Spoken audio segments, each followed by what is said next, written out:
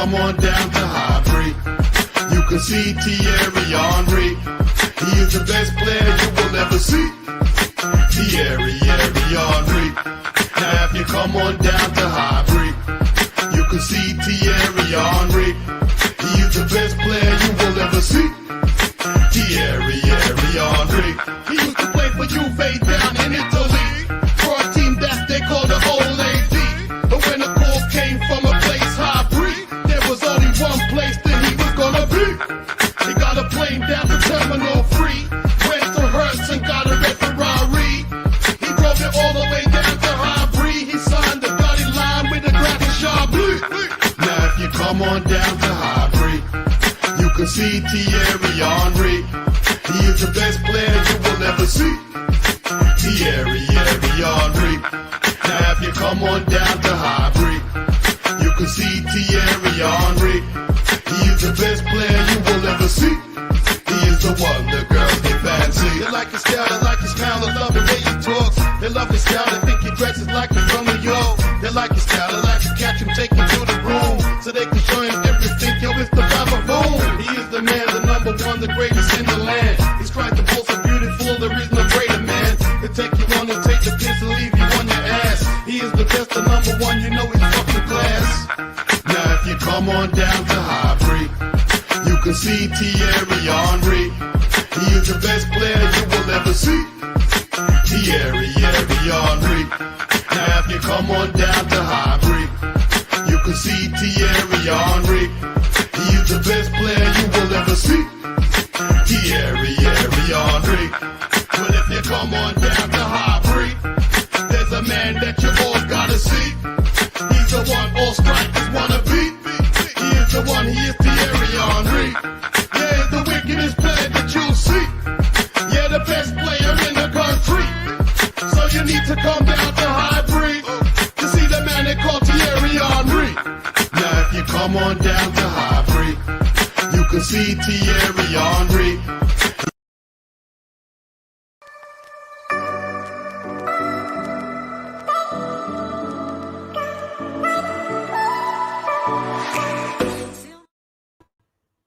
How's it going, peeps? Welcome back to the channel. Hope you guys are all well and having an awesome Freedom Day.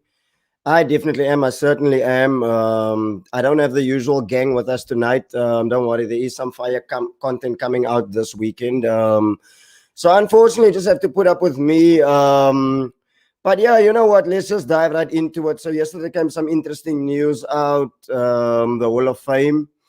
2 inductees, and of course, where else to start with these 2 legends? Look, before I even come on to Thierry Henry, let me come on to Alan Shearer. What a bad boy he was. I mean, that was not really a striker that you could honestly say he knew where the goal was. I saw something the other day with Ian Wright, where Ian Wright even said that all that you always heard Shearer shouting was, whop the ball into the net, I'll put it in the back of the net. Just get it into the box and scream. And that's the mentality.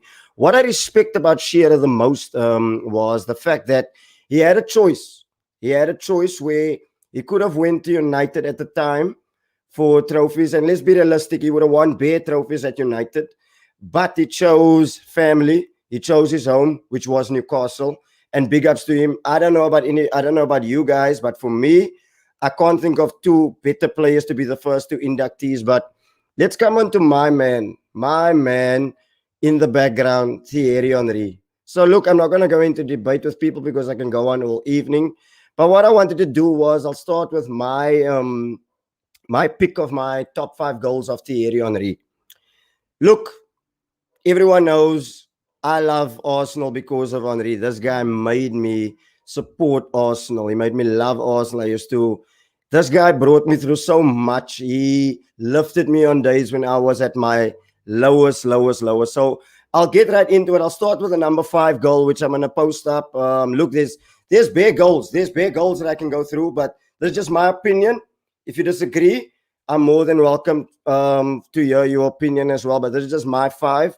So I'll start with the first one, which is the one against Charlton. Back to goal. No way in sight anything can happen from here. My man lifts that fortune, brother, and backheels the ball straight into the net. Everyone astonished in Highbury. Like the video said beforehand, you come on down to Highbury, it's on Rees Library. That's my number 5 goal. I'll then come on to my number 4 goal, which was a rainy day on Highbury. The mud on Highbury was disgusting. It was horrible, torrid conditions. My man picks the ball out wide on the left, as he always does. What does he do? Thumps it straight into David James. Look at that man looking there, so sad. And a right pass, runs right past him and power slides nearly onto the Highbury tarmac. I know if you watch this video, you will see Kolo Toure also flying past, bare emotions all over the place. And you know what? That season, this photograph actually got voted best photograph of the season. I'll then come on to my number 3 goal, and it doesn't come any much colder than this. North London derby. My man picks up the ball in his own half, runs all the way, hits a solo, finishes with his weaker left foot. And you know what the best bit of this is? You can see all those fucking muggy Spurs fans. You can see the anger in their face, and I love it when they are upset. Thank you, Manchester City. Thank you, Emerick Laporte, for doing what you did. It's still how many years and how many days without the trophy? Who the fuck cares? And what was so iconic about this moment was that my man got a statue. Now, that says it all. I remember on his last goal that he scored, John Champion said he may be cast in bronze, but he's still capable of producing truly golden moments. So that's my number 3 goal for Thierry Henry. I'll then come on to my number 2 goal. Now, I want to put things into context for you and why this is such a big moment for me.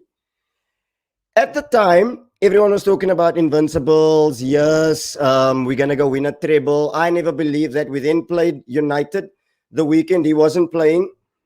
We played United the weekend. We lost. Paul Scholes scored. We were out of the FA Cup. That was one. We then went on to Chelsea in the week. Henry was also not 100% at the time. He had an injury at the time. We were off because we were in shock. I mean, that was the first time we lost, probably besides the Juninho Pernambucano against Middlesbrough in the Carling Cup. So then Chelsea dumped us out Wayne Bridge in the last 10 minutes. And now we're coming up against Liverpool at Highbury.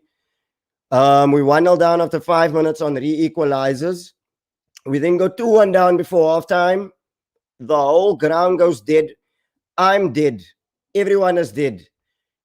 The whole ground, Henry even said you could hear the ground suffocate, the whole pitch suffocate. Everything just went quiet. The whole Highbury was about to die again. Now, given the fact that you must remember the previous season, we were up in the league by probably about 7 points, 8 points clear, and we threw that league away. So obviously, those pictures are playing in our heads. What happens? We come out second half. I don't know what Arsenal said to them. Pires equalizes. But then, my guy, my man decides, look at this pick. It was a bloodbath. My man took bare Liverpool souls. There's Dietmar Hamann laying. There's Carragher. I don't know who's next to him. It was a bloodbath. Dead bodies, bare souls laying all over the place. We all know what happened. He cut in on his favorite finish and finished it off. Equalized. You can see Dudek laying in the ground. We all know we're going to go on and to win the league. That's my number 2 goal. But my number 1 goal of all time of this great man was this. My man gets the ball, back to goal, flicks it up, volleys it into the top. I think it was Barthes' left-hand corner, 1-0. My man, big players produce big moments, and that's why I'm always on players like Bruno Fernandes, and that's why I back players like Paul Pogba, because I believe that big players step up in big moments. And you cannot tell me that there isn't a big game that this man hasn't stepped up in. Yes, I will allow the Champions League final, but he got us to the Champions League final. So again, I'll come on to another big moment. It's not a Premier League moment. But again, Champions League, Bernabeu, another solo.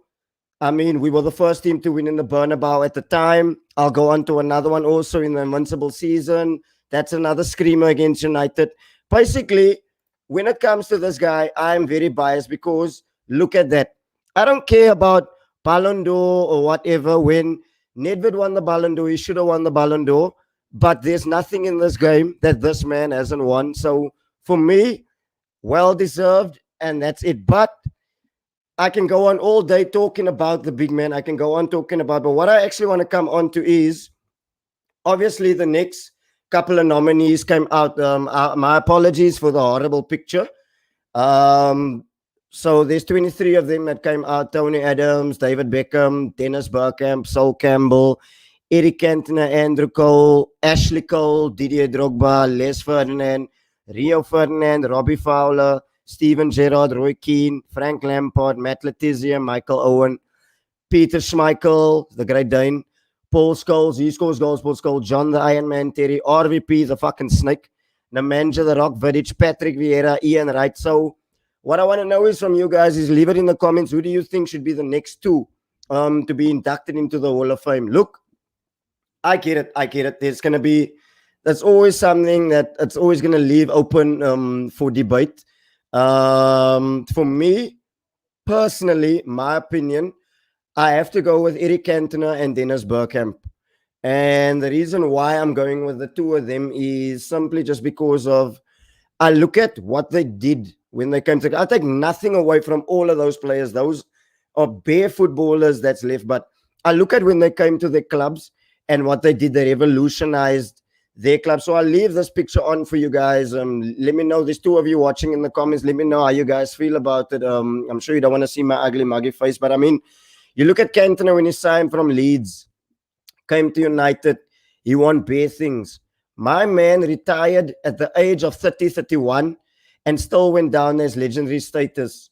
Ooh, Cantona. This guy, I only started watching football in 97. But from what I've seen from this guy, everything, he just oozes class. We all know about the goal against Sunderland. We all know about the Crystal Palace kick on the fan, that type of thing. We all know about it. We know what happened. But what did he do? My man came back. My man came right back. And there we go, Benny. You feel me on that one, my bro. My man came back from a long ban, came back and even scored a winning penalty against Liverpool. Fitting that that's the game this weekend.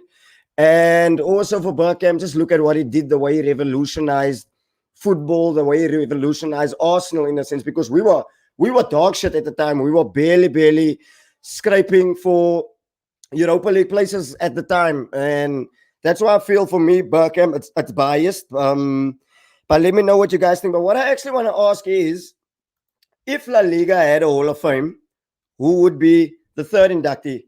My opinion is you can't take the freaks out of it. You can't take your Messis, you can't take your Ronaldos out of that. But who would be the third one? Obviously, there are shouts for Zidane. There's shouts for Ronaldinho. There's shouts for Raul. Even I heard shouts for Raul earlier as well today. You could even go Ronaldinho at the time. Look, I know he didn't play in terms of longevity in the league, that type of thing. But I mean, Ronaldinho did everything. He won everything in his time in the league. So if La Liga had to have a third inductee or even a top two, let me know what you guys think. Obviously, I'm still going to go with Messi and Ronaldo because I think they were on a madness. But I have to go. Look, I hear Beaster commented today with Zidane. I'm a Zidane fan. But I have to go Raul simply just because of his goal scoring record. The man did it on the Champions League stage. My man did it all over. And I mean, there's even a fair shot for Xavi. I hear you, Benny. There's a fair shot for Xavi and Iniesta. I mean, the way they dominated at the time, that midfield trio was something else. You couldn't rob the ball off them as well. But there's fair shouts even. My apologies, getting excited. But that's the thing. That's the Hall of Fame is something that's going to bring fair conversation at the time as well. And it is something that is to look forward to. Even the Premier League Hall of Fame. Who's to say that Premier League won't even have teams inducted into the Hall of Fame? Let's even talk about teams. I know there's 3 of you guys watching in the comments. What team? I'm talking simply the Chelsea team of Mourinho, the United treble team, the City Centurions, even the Liverpool team of last season. They did bare things. Even the Arsenal Invincibles. Maybe if there should be a team voted into the Hall of Fame, at some point. Who would you say? But it is something that leaves it open to discussion. I don't want to keep it for too long. But let's get on to the main topping points of this week. And I don't want to talk too much about Arsenal, but obviously there were a lot of protests going on about the Super League and that type of thing. And that brought about something interesting with regards to our protest. Our protest, big up the Arsenal fans. I think there was more passion, heart, love, and everything showed off the pitch than what there was on the pitch, because what I saw on the pitch was disgusting, pathetic, absolutely pathetic. VAR has been screwing me in the ass all season. I'm not going to get onto that. That's one moment.